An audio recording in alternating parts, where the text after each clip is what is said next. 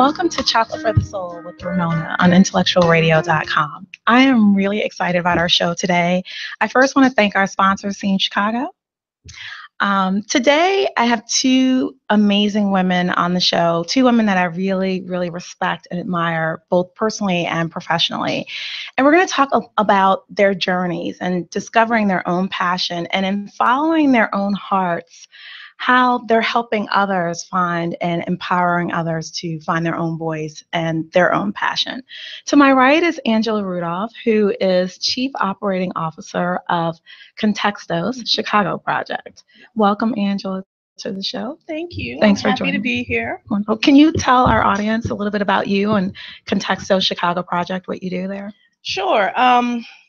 So I am actually Chicago born, lived here all of my life, grew up on the south side of Chicago in what's now called Bronzeville for 35th and Rhodes.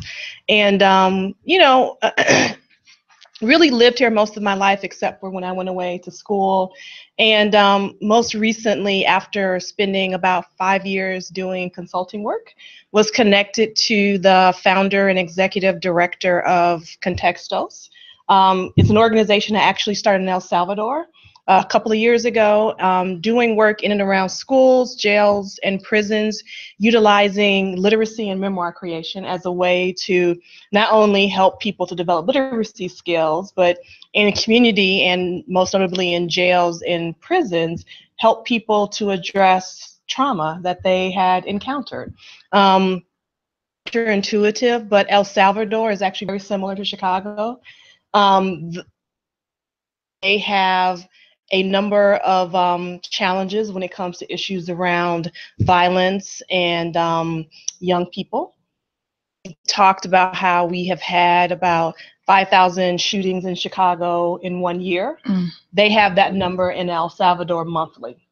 And so Deborah Gittler, who's the founder of the organization, also from Chicago, really wanted to figure out how she might be able to take the work that had been really successful in El Salvador and bring it into Chicago. And so spent about a year speaking with Sheriff Dart at the Cook County Jail. And after taking a little while to convince them that she really wanted to do this, negotiated for the program to start in Division 10 in the Cook County Jail. For those of you who don't know, Division 10 is actually the maximum security wing of the jail. People who are there for violent offenses, typically gun violence, but it could be broader than that. The tiers are basically where the housing units where people who are in jail awaiting for their trial to be completed live. Have been given, actually had a hostage situation the few months before we came in. And so we like to jokingly say amongst staff that we think that they thought they were like, yeah, sure, go ahead. We'll see how long these chicks last because there are 3 of us, we're women. And the program took off like in a way that I don't think anybody could have imagined. We were given a little less than 30 authors and utilized writing, reading, a ton of memoirs, speeches, and the like to really utilize it as a vehicle to talk to young men who frankly are dealing with lots of trauma and who themselves, while they may have perpetrated a crime, this is pre-adjudication, mind you, or they may have, done something that most of society would be shocked by, they themselves had also been victims and seen things as young people that had a lasting impact. And no one had ever talked to them about those traumas. No one had ever helped them to figure out ways to address those traumas. And this was the first safe space that they were allowed to really share parts of themselves that they weren't used to talking about. And in a really relatively short period of time, we were surprised at how much these young men not only shared things with the teaching staff, but also amongst themselves. And they really created a safe space to really kind of dig in on things that they had seen previously in their lives, things that they had done previously in their lives and weren't very, frankly, proud of, things that had been done to them as young children We like to definitely talk about how sexual violence happens to young girls that are involved in the criminal justice system, but we don't talk enough about how many of those same things happen to men who are in the criminal justice system. So all of those things are discussed and really kind of sacredly talked about in circle that allows our authors to really kind of get in touch with themselves. And at the same time, we help them to develop something inside of them they didn't know that they had, which is the ability to write. So tell us about the population you work with. Is it Division 10? Block? Yeah. What's the proper termination? Division 10. Okay, so tell us about the population in Division 10. Mm-hmm. Who you work with, and then what do? You call them authors. What do you do with the young men that you work with? So typically in Division 10, like I said before, everyone there is either in there for a violent offense or have had a violent offense previously in their background. So the way the jail works is that you have to go through classification, and that based on your background or charge is what would land you in Division 10. For us, we work mostly with what a lot of people call now the opportunity youth, 18 to 24-year-olds. But we have found that work best if we also have a couple of older guys in there too, older being a relative term, in that most our older guys are younger than 35. So you can range from anywhere to 18 to 35 to be an author. Most of them have been arrested previously. On average, people who are in our program have been in Cook County Jail for at least 2 to 3 years. We've had people be there for as long as 6 years. And mind you, again, this is all before their case is completed. So these are people who are in Cook County Jail awaiting for their trial to either go forward or for there to be some sort of finality, either not guilty or guilty charge before they're sent off potentially to the Department of Corrections. They, all come from the city of Chicago or Cook County proper, meaning some of the southern or western suburbs in the city too. Programming for us in the jail happens twice a week in the first phase, and it goes for about 5 months. And in the early stages, most people who come into the program will say, I don't know how to write. I'm not a good writer.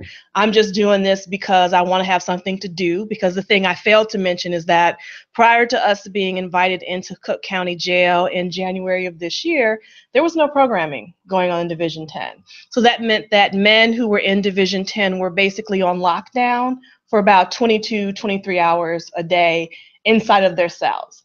And to give this a little bit of context, most people are in Cook County Jail anywhere from 3 to 6 years.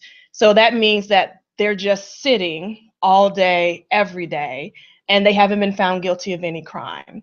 And by the time, say, if they are found guilty, they go down to the state prison, they're really only there for a few months because they end up serving time based off of what happened in Cook County Jail.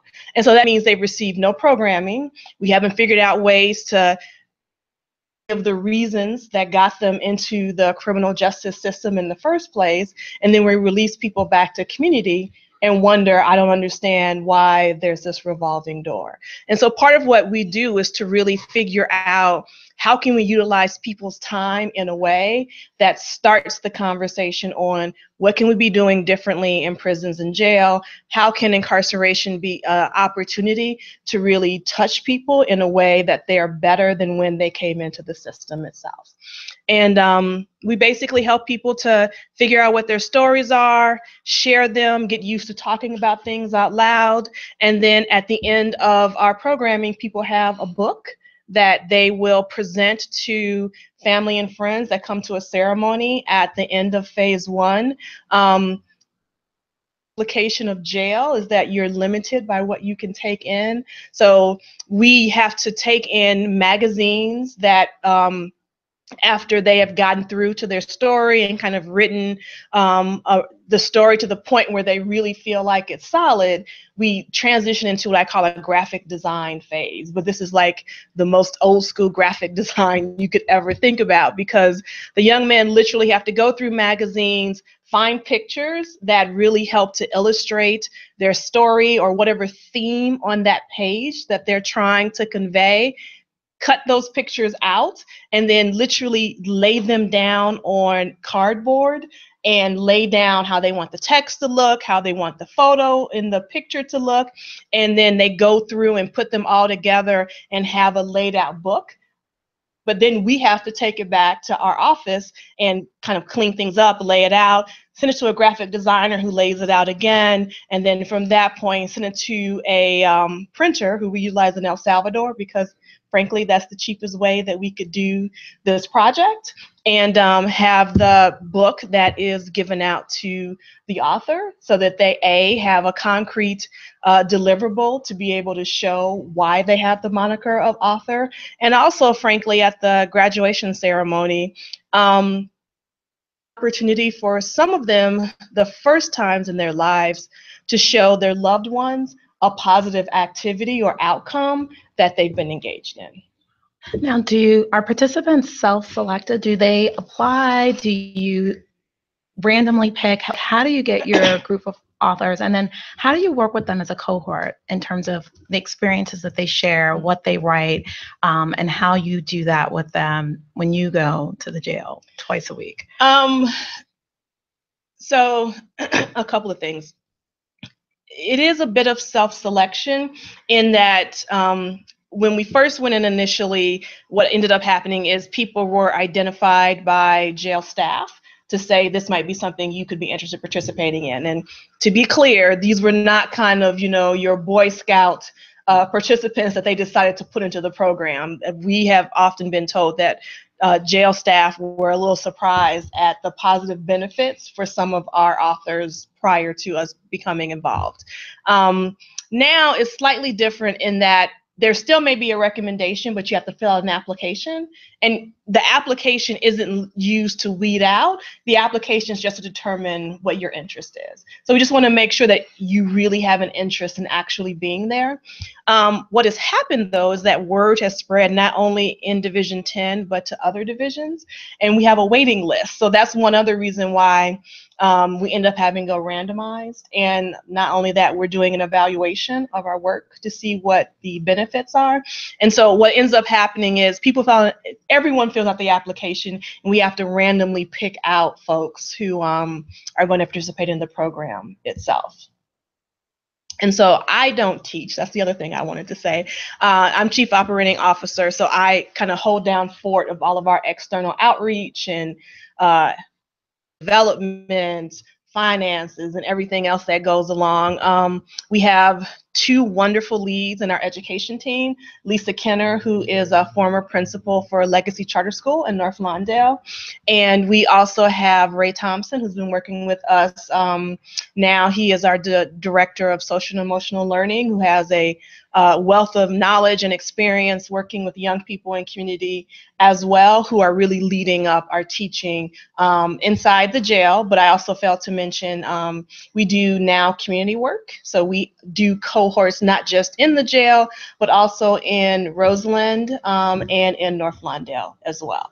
And then our founder and executive director, Deborah Gittler, originally was one of the folks who was doing the work in the jail and has kind of pulled back and does some teaching still in the jail itself, but also does kind of all of the other work that goes along with being the head of an organization. So between the three of them, they kind of hold down the fort in those three different sites that we have with Contextus. Wow.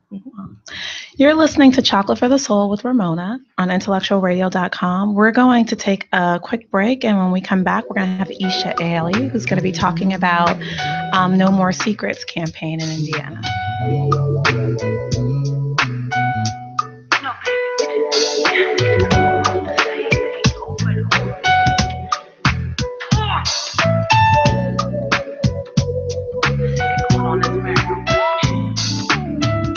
New hopes and new affections, the same old act with the same intentions.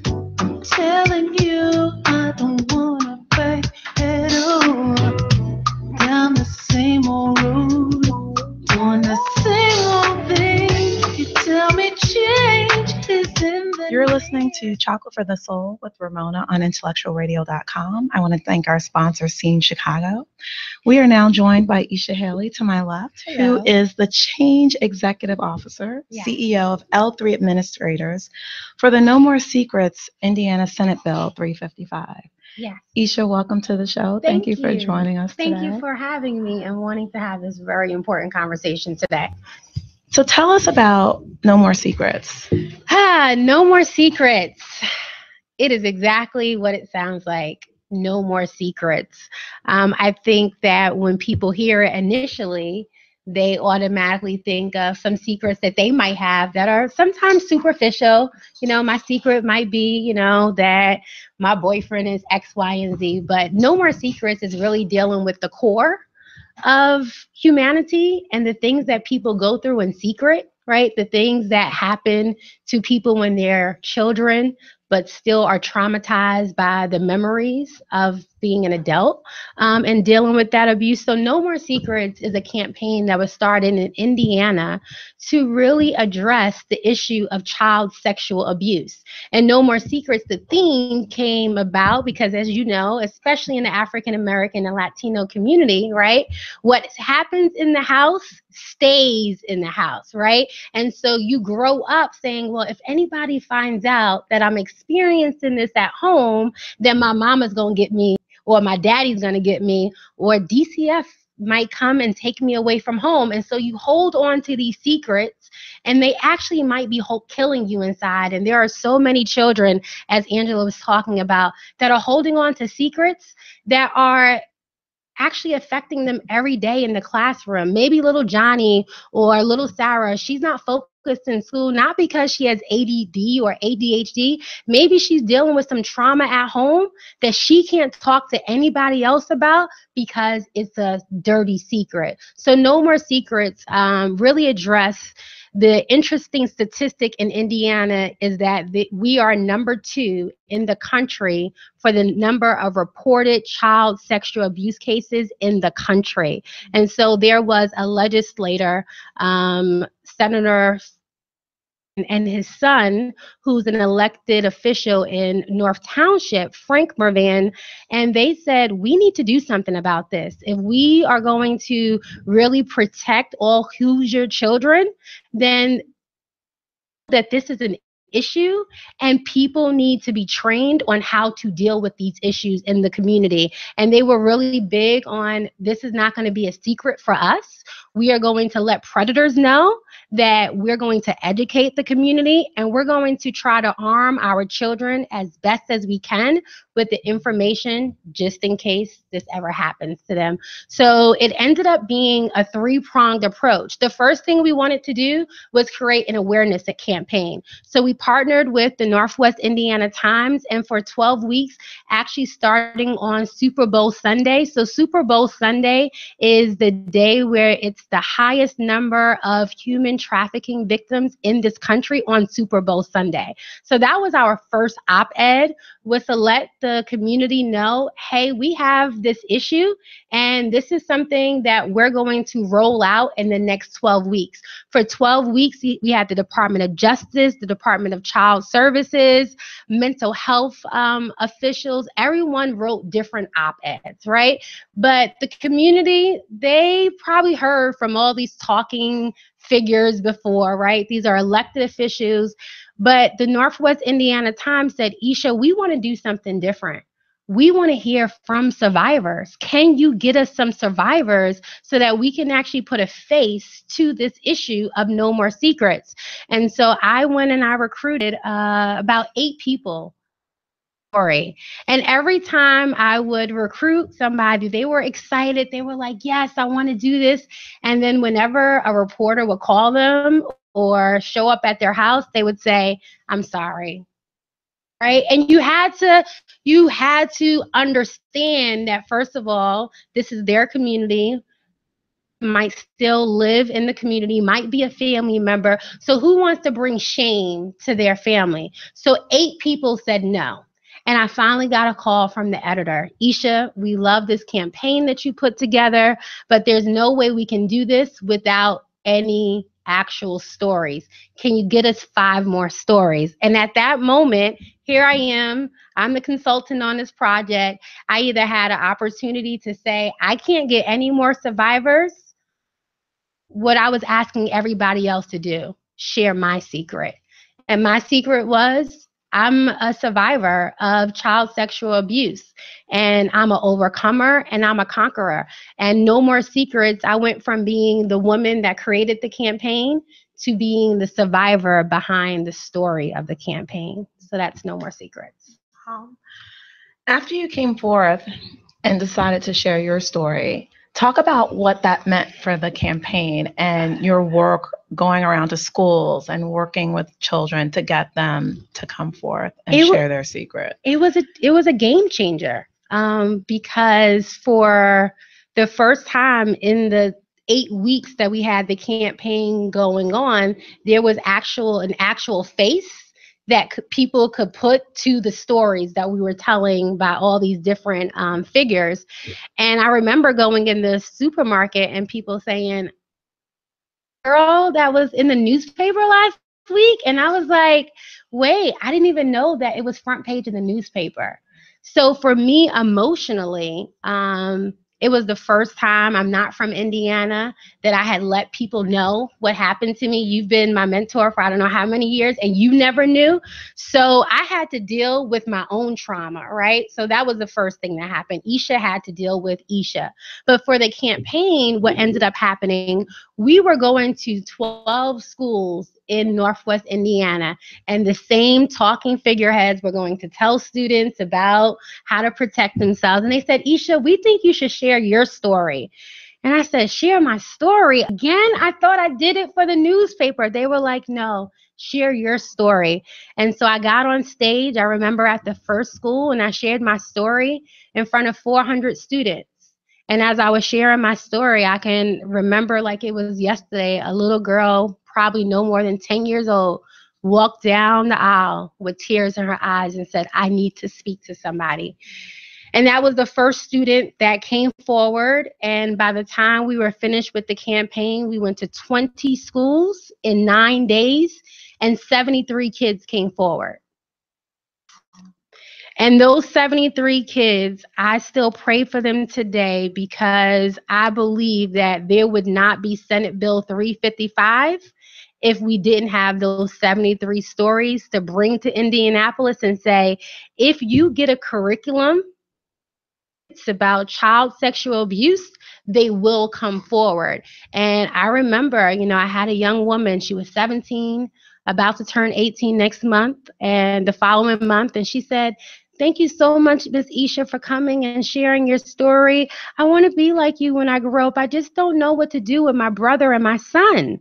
And I said, well, baby, are they okay? Are they in a safe place? She said, no, he's fine. Is my son. And if you understood that, had been molesting her from the time she was 14 to 16. And at 16, he impregnated her. And because her family was very religious, they told her she couldn't get an abortion. They put the father behind bars. And now she's going to be 18, and she has to decide, does she want to continue to care for her brother, that is her son? And that's what happened with No More Secrets. We went to Indianapolis and we shared the story of all 73 kids. And we told legislators, you cannot continue to educate children who have social and emotional needs and not address them, and don't think that it's not going to affect how they operate every day academically. And so until we can address the root issues, then we're going to continue to have some of the issues we're seeing in education, because these children, they're coming, whether we want to address it or not, they're coming to school with home issues. And there was a legislator that said, school is not a place for societal issues. And I frankly said, so what do I tell the 9-year-old girl that walked down the aisle and went to her teacher and said, I want to be successful like Miss Isha? She didn't care about reading and writing on that day. Success for her was not 100 success for her for that day was going to someone and saying, I need help, wrapping their arms around that baby and saying, we are here to help you. So No More Secrets was passed in April of 2017. And what it does in Indiana, it mandates every school in the state of Indiana starting December 2018 to teach children about inappropriate child sexual abuse. Now, will the school systems have the supports necessary? Because I'm imagining that with the passing of this bill, you're going to have more children coming forth, sharing their stories. Is the system prepared and equipped with social services to address those allegations when they come forth? So the Department of Social Services was a big partner with us on this project. So every school that we went to, we had caseworkers there. So when students came, they were helped right away. We had mental health people on board as well. But what I will say is Indiana was very strategic. They understood that they needed to develop curriculum. So the bill right now, they are in the process of developing a program or finding a curriculum so that they can begin December 2018. As of right now, and that was the difference in the law. Up until 2017, the law said Indiana schools may children about child sexual abuse, which gave them an option, right? I may do it, I may not.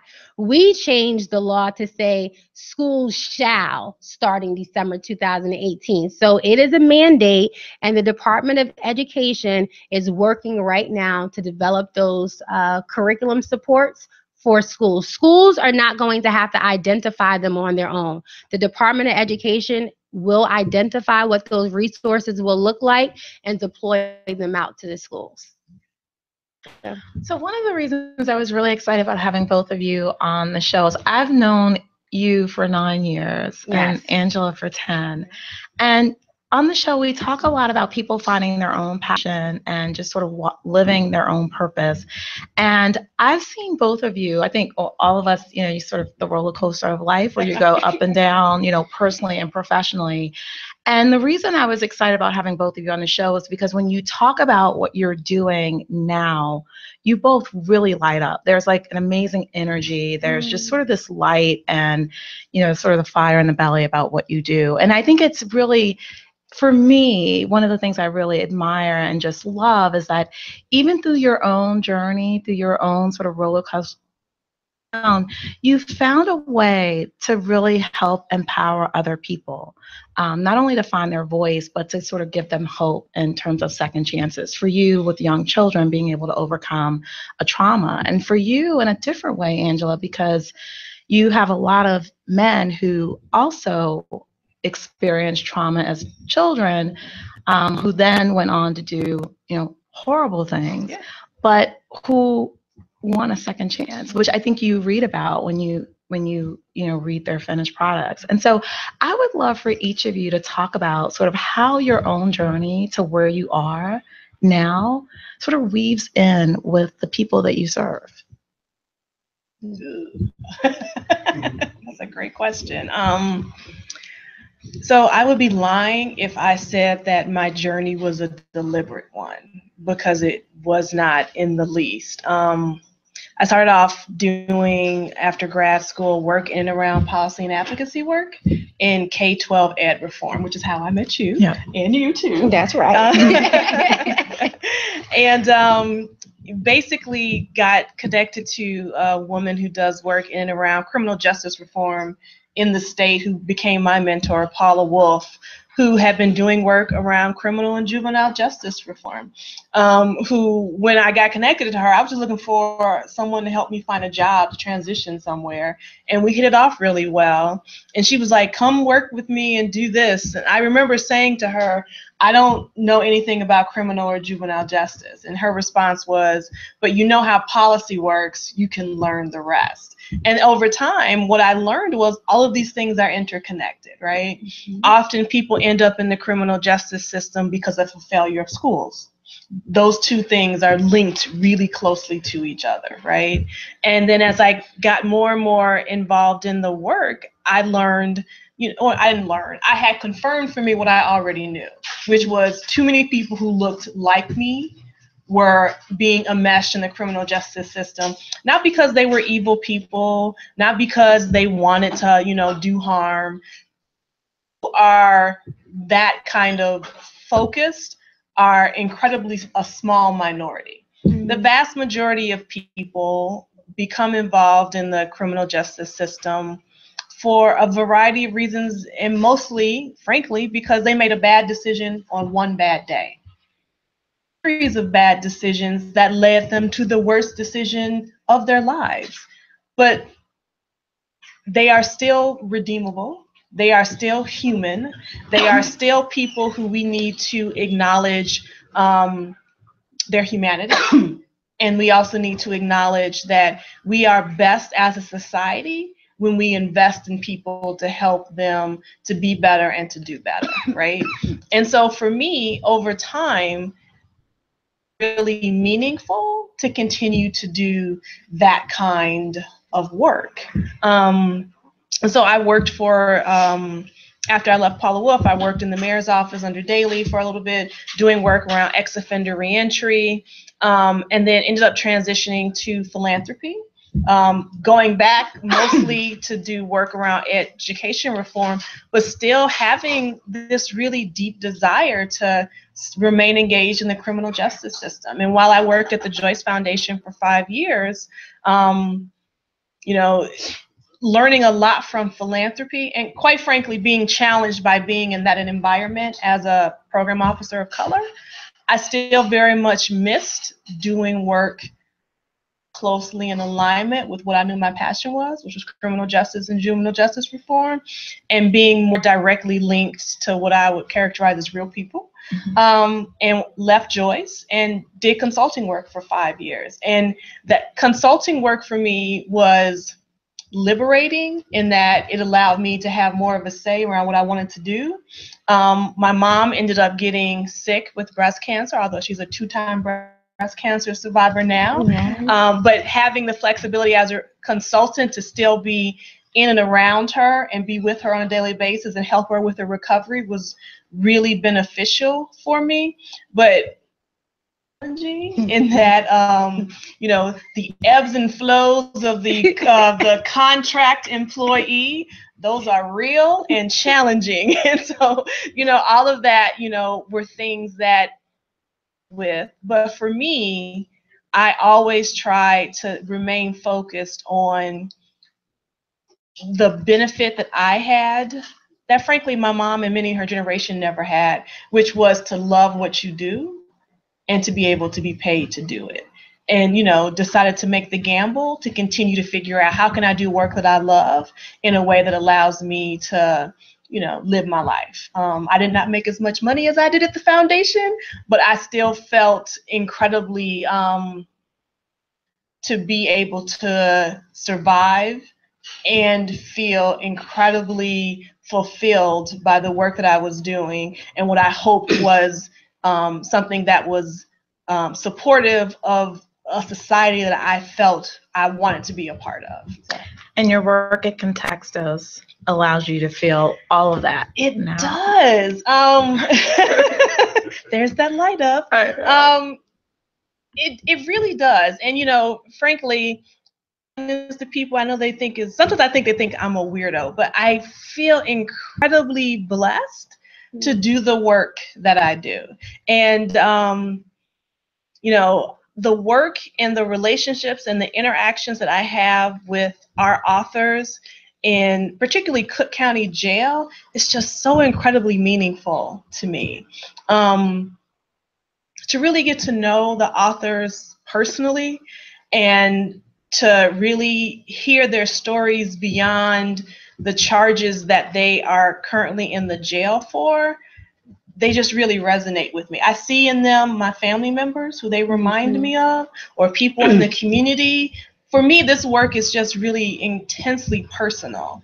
And,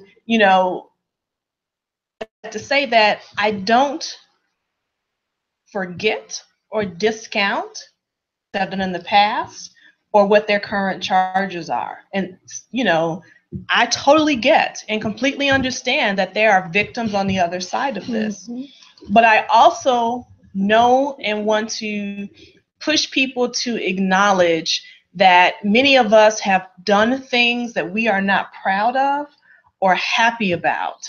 And that doesn't mean that we are the worst thing we did on the worst day in our lives.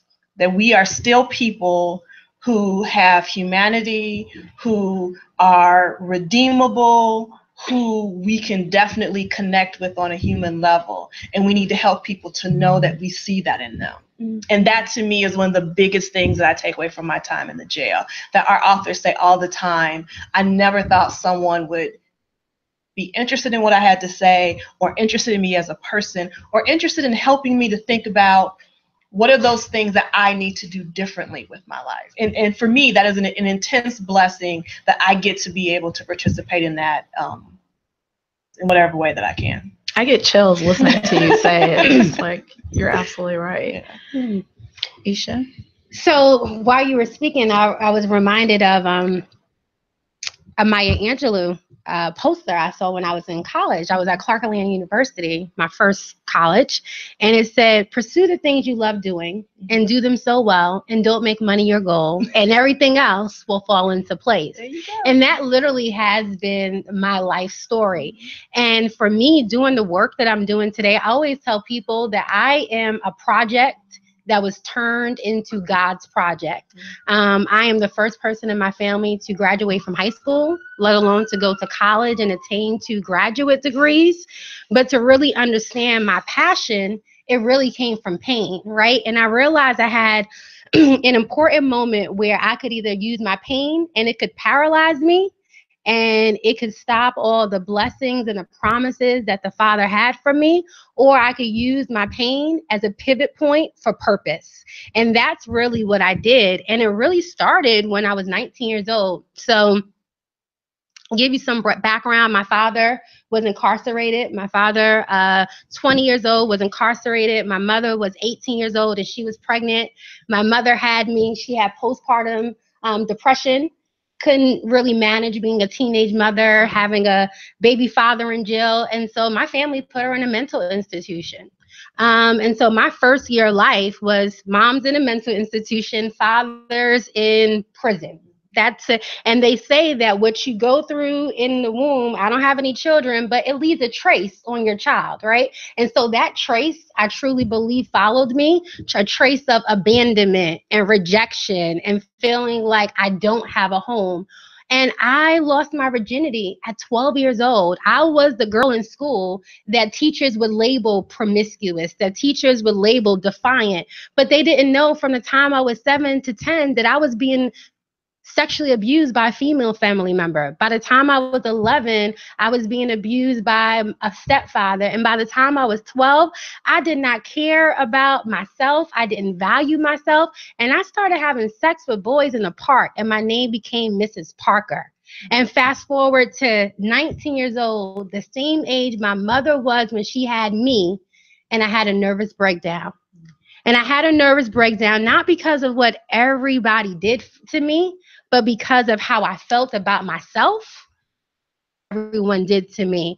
And I opened up for the No More Secrets panel. I opened up with this poem. So at 19 years old, I dropped out of school at Clark Atlanta University. And I went to my mom's house. And because I was the first person in my family to go to college, they could care less if I ever went back. And I cried for 2 weeks. And I cried thinking about the things that were done to me physically and sexually. I cried about the things that I did to myself, and I wrote a poem to God, and I recited this to the children, and they say this is what made them come up and share their story. And it's tears rolling down my eyes. I wish the pain would go away. The pain is deep and it hurts like hell. If this is life, can I pass this lifetime and live again? My friends don't know what's wrong, and neither do I. I just analyze, contemplate, reminisce, and thoughts inside make me want to die. I wish I could figure it out. I feel like I'm in a black hole. I feel like I'm dying. Lord, please take my soul. Don't let the enemy get me. He has me by the thread. Every night I toss and turn. In bed, I feel like I'm dead. What's going on, I ask? Why am I so depressed? I think I finally understand that my childhood memories are making my life a mess. I want a new life. All I want is joy. No clothes, no cars, not even a boy. I smile, but most of the time I cry. And even when I'm smiling and laughing, an invisible tear is still there. It's like something doesn't want to see me happy, and that is what I fear. Not physically, but mentally. I'm losing my mind. I'm out of control. I'm on a rocky road, and I don't know where to turn. Right, left.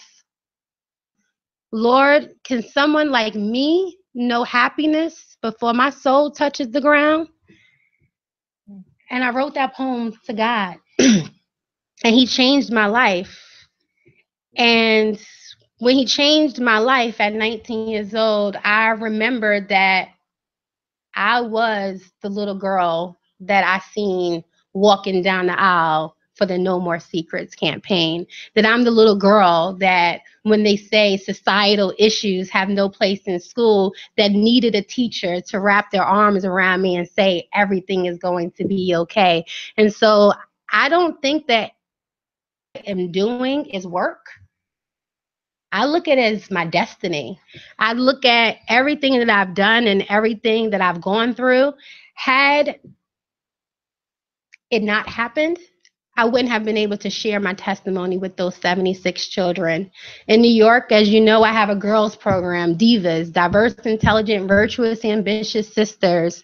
And there are 230 girls that I've mentored in New York, and some of them that have the same story as I do. But I vowed that I wanted to help the least of these because I look at myself and I know that had it not been for mentors and people seeing something in me and just giving this little girl from the projects a chance to truly be a shining example of what you can become if you give God and if you allow education and resources to shape and mold you. So for me, my passion, it doesn't come from striving to be, a millionaire or striving to get a fancy title. And don't get me wrong, there was a point in my career where I wanted all of those things. But when I heard that little girl say, I want to be successful like you, things I wake up and I don't feel successful. And when you do this work, there are stories that just are not going to be success stories. And you're like, well, God, can I do something different? But success for that little girl was the fact that I was bold enough to live in my truth and convicted enough to stand up and to tell them who I was. That was success to her. And she didn't care about my car and she didn't care about my degrees. She just cared about my heart and my passion to serve. And so in the world that we're living in, I just truly believe that every single person has a gift to make this world a better place. And for all of us, from our chocolate souls, right, it's our job to make sure that the world knows that you can create a masterpiece with crayons.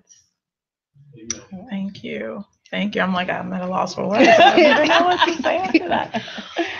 For those who are listening and watching who want to do more, what would you tell them to do? Who want to help young girls or young children, survivors, who want to be more involved with adjudicated youth or youth who are in jail? How can people help? I mean, I think there are a lot of people out there who want to do something more but don't know where to start. What would you say to them? Okay. Well, so for Contextuals, there are a couple of different ways that people are interested in helping out that they can become engaged or involved. I would encourage people to go to our website, which is shyproject.org. You can get a little info on our background. You can also see electronically all of the books, both from inside the jail and community, and be able to read our authors' stories. I would also encourage people to look at the last page of the books because we have something on the back called I am poems, and basically the I am poems are really one of our early writing exercises that we utilize as a tool to get people comfortable about writing, but also to share something about themselves. I personally find them to be my favorite part of the course because the authors really share in a really kind of innovative way who they are as people and where they come from. And then obviously I'm going to make the pitch that in order to do this work, you need resources. So, if people are able and inclined, you can make a donation to our work through that website. But also if you have investment of time, your bodies, we would welcome you to volunteer. There's a link where you can fill it out and let us know, what your availability is. We're looking for people to help in terms of editing, helping with the layout of the books, like I mentioned before, or something as simple as magazine donations. I mentioned earlier that we utilize magazines to create these books. And so if you have old National Geographics, architecture books, photography books, really more the kind of premium paper magazines, we welcome for you to be able to drop those off at our office. We're located at 641 West Lake Street in the Chicago Literacy Alliance. And if you drop them off there, we would put them to use both inside the jail and community itself.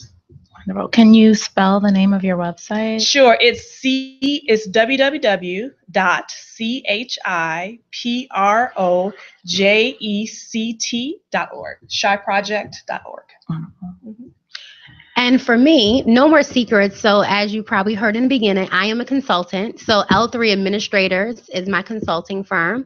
And we actually developed the campaign in Northwest Indiana. So you can go to the North Township Trustees Office, and that's www.northtownship.com.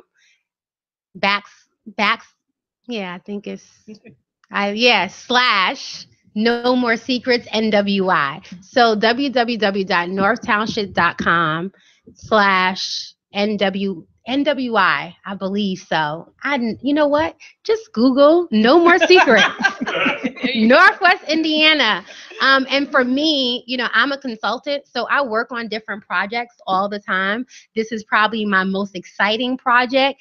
And because I realized we made such an impact, I was like, Frank, that's the client. We can't just stop at legislation. Like, we've informed the kids, but what do we do about the adults?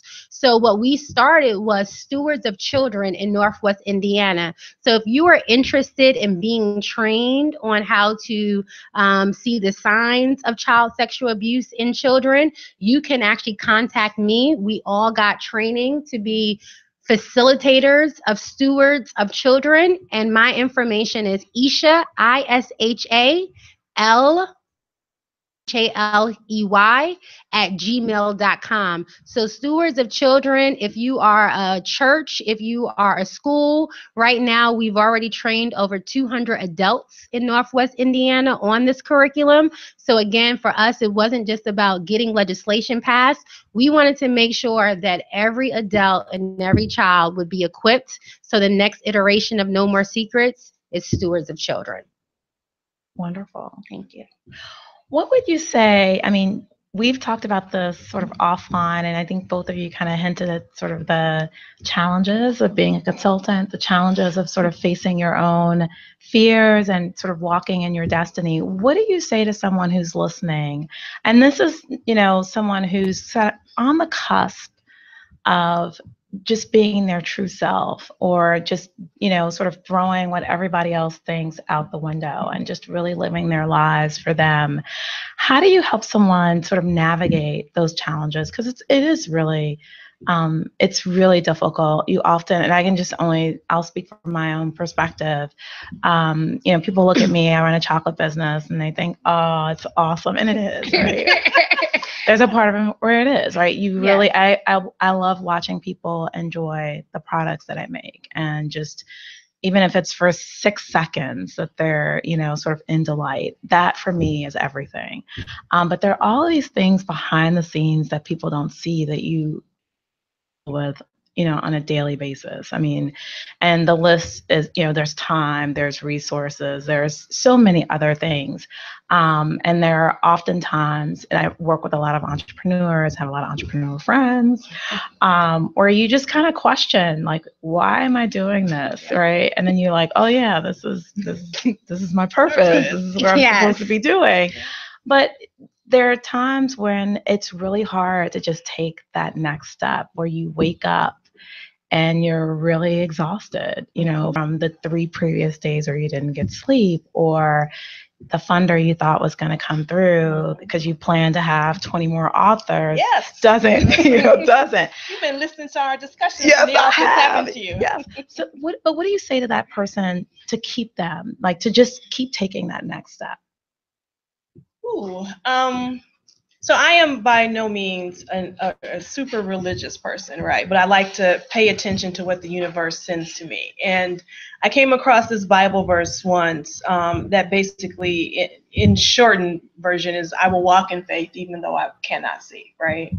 And that has really helped me in the past 5 years working in consulting and now at Contextos, in knowing that the universe will send me what I need when I need it, not when I want it to come. And that as long as I am focused on doing the best that I can do, and making sure I'm giving my best, and making sure that I am doing the thing that I know is in my purpose and what I'm supposed to be doing, the rest of it's going to fall into place. I just have to have faith that that's going to happen. And patience. And patience, exactly. That last part is hard for me, though. And I also say in staying true to my convictions, because there will always be people who will look at you sideways, like, what are you doing? This is crazy. I worked at one of the top foundations in the city and I quit, and people literally thought I had lost my mind. I had someone actually say to me, you are leaving the place that we trying to get into. This doesn't make any sense. But I knew that that was not the right place for me anymore. And I knew that I needed to figure out where that place was. And once I figured it out, I was like, see, everything I went through was a part of the plan. Everything I learned, everything that I picked up in these other places is what I utilize in the work that I have now. And that if I hadn't done those things, I wouldn't be here. If I hadn't listened to that voice inside of me saying, you need to go do something else, or you need to let all of that kind of, monetary stuff go by the wayside because you're not happy here. To that happy place. That doesn't mean it isn't scary, but you can't let the fear limit your ability to see and to hear the universe telling you this is where you need to be and what you need to be doing. Amen. And I would say protect your vision. Everybody that you're sharing your dream and your plans with, sometimes they don't have the wherewithal to see as big as you do. So their grasshopper mentality might make you afraid to kill the giants, right? And so you have to be really careful who you share that vision with. But most importantly, I would say is you have to know that your gifts will make room for you. I truly believe that everything that I've done and was created for me. It wasn't something that was there. Like, God literally creates space for you. And so just know that your gifts will make room for you, and opportunities will be created when you walk in the true knowledge of who you are and your authentic self. Amen to that one. Yes, I felt that. Ladies, thank you so much. Again, how can people find your work? You can find us on chiproject.org, CHIPROJECT.org. And you can email me at ishalhaley@gmail.com, L3 administrators. All right. Wonderful. Thank you for having Thank me. you, ladies. From our chocolate soul. Thank you. You've been listening to Chocolate for the Soul with Ramona. Thanks again to our sponsor, See in Chicago. We will see you next Monday. You guys are awesome.